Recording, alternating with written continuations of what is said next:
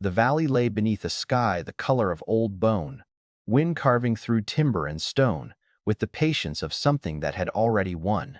Two shacks stood 30 feet apart, their logs gray and splitting, roofs sagging under the weight of winter's past. Between them, a man worked alone, raising a structure that made no sense to anyone who passed by on the frozen road. The temperature had been dropping for 3 days straight, and everyone knew what was coming. The kind of cold that turned spit to ice before it hit the ground. The kind that found every gap in every wall and pushed through like a knife. He was the kind of man people looked past. Thin coat, patched boots, a face weathered into permanent squint. The shacks were his, inherited from a brother who'd frozen to death 5 winters back in the larger of the two. Most men would have torn one down for firewood and fortified the other. He was building something that connected them instead. A timber corridor, open on the sides but roofed, 2 parallel beams running between the structures like ribs. It looked unfinished. It looked foolish. The wood wasn't even thick, just doubled planks with air between them, and the whole thing swayed when the wind hit it right. Riders passed and stared. One laughed outright. Another shook his head and kept moving, muttering something about poverty making men strange. By the time he'd finished framing the connector, half the valley knew about it. The other half heard about it at the store. None of them understood it. Most figured he'd run out of materials halfway through a bad idea and was too stubborn to quit. The structure just hung there between the shacks like a question nobody wanted to answer. Winter in that valley wasn't a season. It was a siege. Wood became currency. Men spent entire autumns cutting, splitting, stacking cords against the sides of their cabins until the piles stood taller than the roof lines. Iron stoves glowed cherry red through the nights, fed every hour, every 90 minutes if you were lucky. The sound of splitting wood echoed across frozen ground from dawn until dark. Everyone knew the math. A cold night could eat through half a cord. A bad week could burn a month's supply. You fought the cold with fire, and you fed the fire until your back gave out or your wood ran dry. His stack was different, modest, a quarter of what his neighbors had laid by. They saw that and assumed he'd miscalculated, that he'd be begging for fuel by January or dead by February. What they didn't see was that he wasn't planning to fight the cold the same way they were. He was planning to trap it out, to build a pocket of air that would hold heat the way a thermos holds coffee. The twin timber bridge wasn't decoration. It was the keystone of a system they couldn't imagine because they'd never had to. The general store became a courtroom without a judge. Men stood around the stove, boots dripping melt water, voices rising. They debated the bridge like it was a question on a ballot. Jorgensen, who ran 200 head of cattle and a crew of hands, said it'd collapse under the first real snow. Peterson, who'd built half the barns in the county, called it a fire trap, said sparks would catch in that corridor and burn both shacks to ash. A trapper named Caulfield, who wintered alone up near the pass, just shook his head and said the man would freeze because heat couldn't jump across open air. It needed walls, thick walls, and a door you could bar shut against the wind. They all agreed on one thing. You couldn't heat 2 buildings with one fire. It violated sense. Heat rose, heat escaped, heat died in open space. You needed mass, insulation, a sealed box to trap warmth inside. Connecting 2 weak structures wouldn't make them strong. It would just give the cold twice the surface to attack. The pauper, they decided, was either ignorant or broken by circumstance into madness. Either way, he'd learn when the real cold came. When neighbors finally rode out to his property, it was less confrontation than intervention. 3 men on horseback, breath clouding, rifles slung across saddles, not for threat, but because you didn't ride unarmed in that country. They found him fitting boards into the corridor frame, working slow and careful. They asked him straight, why connect 2 dying shacks instead of shoring up one? Why waste time on a bridge to nowhere when winter was about to close its jaws? He stopped working and looked at them with the patience of someone who'd already explained this to himself 100 times. He said the corridor wasn't a bridge. It was a shared envelope. The 2 shacks, linked, had less exterior wall exposure per square foot of interior space than either one alone. The corridor let air circulate between them, carrying heat from the stove in the first shack into the second, then back again as it cooled. Controlled airflow. Reduced surface loss. One fire, two volumes, shared thermal mass. They stared at him. Jorgensen said that was the dumbest thing he'd ever heard. Peterson laughed and said you couldn't cheat physics with carpentry. Caulfield just spat tobacco juice into the snow and told him he'd be dead by Christmas. They rode off shaking their heads, and the story spread faster than the cold. The pauper thought he could heat 2 shacks with wishes and scrap wood. The pauper thought he was smarter than Winter. The pauper was going to die. What they didn't understand, because they'd never had to, was that poverty doesn't just limit resources. It forces clarity. He didn't have money for a massive stove or triple-thick log walls or endless cords of firewood. He had 2 broken shacks, a summer's worth of salvaged lumber, and a mind sharp enough to see that structure could replace fuel. Wealth could afford to burn. Poverty had to engineer. They mocked him because they couldn't imagine needing to think past the next armload of wood. He built the bridge because he'd already done the math, and the math said fire alone would kill him. The twin-timber heat bridge was simpler than it looked and smarter than anyone guessed. The corridor ran between the shacks, fully enclosed top and sides, with doubled walls that trapped dead air between the layers. Each shack had a door that opened into the corridor. The stove sat in the first shack, a small cast-iron unit he'd bought used and repaired himself. When the fire burned, warm air rose and naturally pushed through the open door into the corridor. The corridor acted as a transfer chamber, letting the air cool slightly as it moved toward the second shack. Cooler air sank and flowed back toward the stove through the lower section of the corridor, creating a convection loop. The entire system worked on one principle. Linking the structures reduced the total exterior surface area exposed to the cold compared to the total interior volume being heated. A single shack had 4 walls losing heat. 2 separate shacks had 8. 2 shacks connected by an enclosed corridor had less exterior wall per cubic foot of interior space, and the corridor itself acted as a buffer zone, a layer of trapped air that slowed conductive heat loss from both structures. The shared envelope meant the stove didn't have to fight the cold in 2 separate battles. It maintained one continuous thermal zone.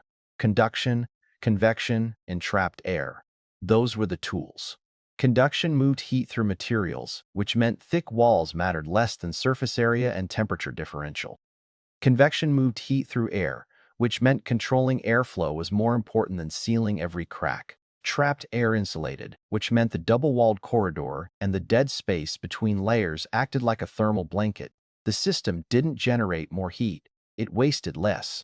A single shack with a roaring fire lost heat faster than the combined system, because the differential between inside and outside was steeper and the surface area per volume was greater. He ran the numbers in his head a dozen times before he built it. Exterior surface area of one shack, roughly 800 square feet. Interior volume, maybe 600 cubic feet. 2 separate shacks doubled both, but connecting them with a 100-foot corridor added only 300 square feet of exterior surface while adding 400 cubic feet of heated volume. The ratio shifted in his favor, less exposed skin per body mass. The cold had fewer angles of attack. The skeptics worried about smoke and fire danger, and those were fair concerns. He addressed them with draft control and maintenance access. The stove vented through a chimney that rose above the first shack's roofline, drawing smoke up and out. The corridor had inspection hatches every 10 feet, letting him check for creosote buildup and clean the joints where sealing met wall. He burned slow and hot, not fast and dirty, feeding seasoned wood in measured loads rather than cramming green timber into a raging inferno. Creosote formed when wood burned cool and incomplete. His burns ran clean because he controlled airflow and kept temperatures consistent. Neighbors fed their fires every 90 minutes because they were fighting heat loss with brute force. He loaded his stove 3 times a day because the system retained heat instead of hemorrhaging it into the night. Every log they burned was a log wasted to the wind.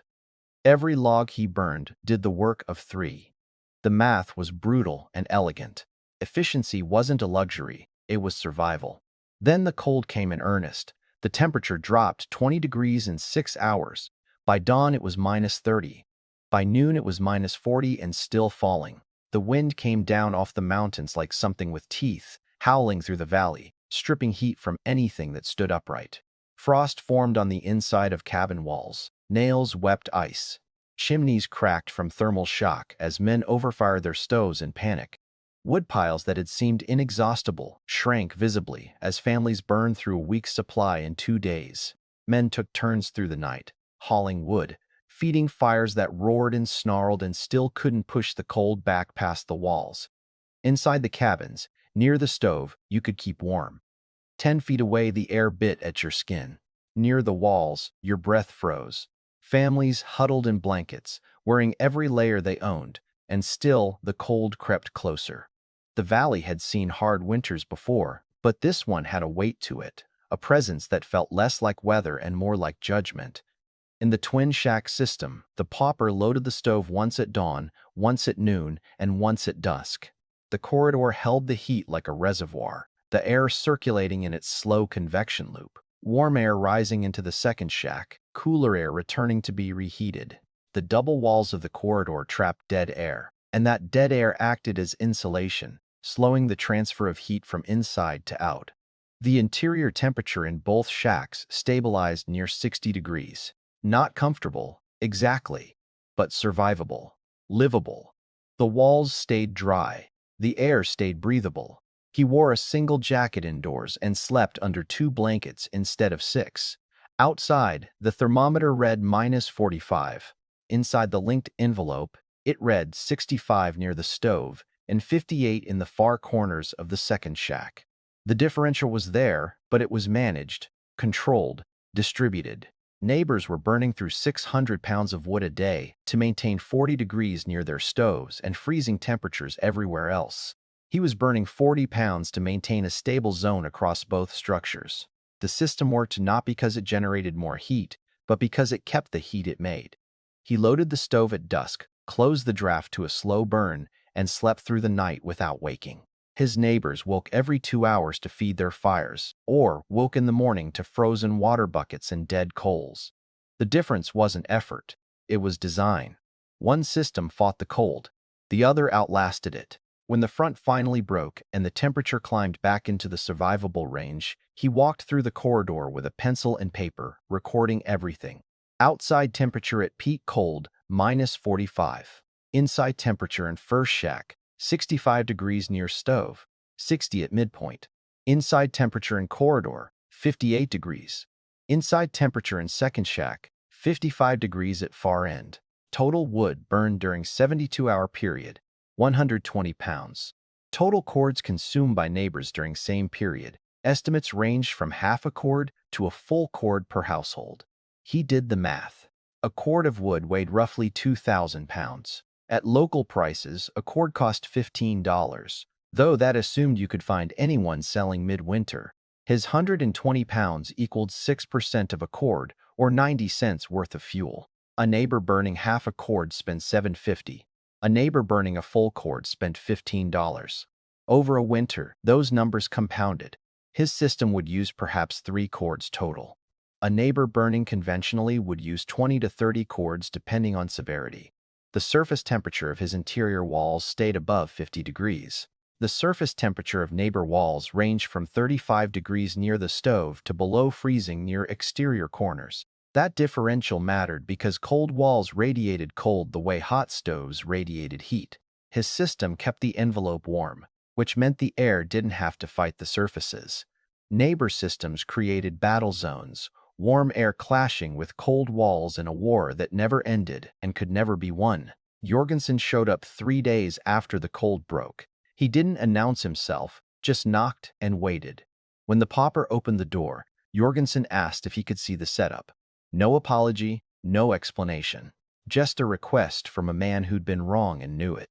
They walked through the corridor together, Jorgensen running his hand along the double walls, feeling the trapped air spaces. Standing in the second shack and realizing the temperature was even throughout. No hot spots, no cold corners. The Pauper explained the surface area, logic, the convection loop, the fuel efficiency math. Jorgensen listened without interrupting. At the end, Jorgensen asked if he could build one himself. The Pauper said he could, that the design wasn't secret, that anyone with 2 structures and some timber could replicate it. Jorgensen nodded, shook his hand, and left. Within a week, Peterson came by. Then, Caulfield. Then others. They asked questions. They took notes. They stopped laughing. By spring, 5 families in the valley had started construction on linked structures. Some connected shacks like he had. Others built the connector first, and then added the structures, designing the system from the ground up. The principle spread because it worked, because the math was undeniable, because poverty had forced one man to think past brute force and into elegance. Wood consumption across the valley dropped by 40% the following winter. Stoves lasted longer because they weren't being overfired. Families slept through the night because the heat held steady. The twin-timber heat bridge became method, not because anyone wanted to admit they'd been wrong, but because winter didn't care about pride, and neither did empty woodpiles. Efficiency wasn't philosophy, it was survival. And the man who'd been mocked for linking 2 shacks in a 65-degree embrace amid white hell became the man who'd shown them all that intelligence could replace excess, that structure could replace fuel, that the cold could be managed instead of fought. The bridge still stands, timber darkened by weather, but sound. Between 2 shacks that no longer look quite so much like they're dying.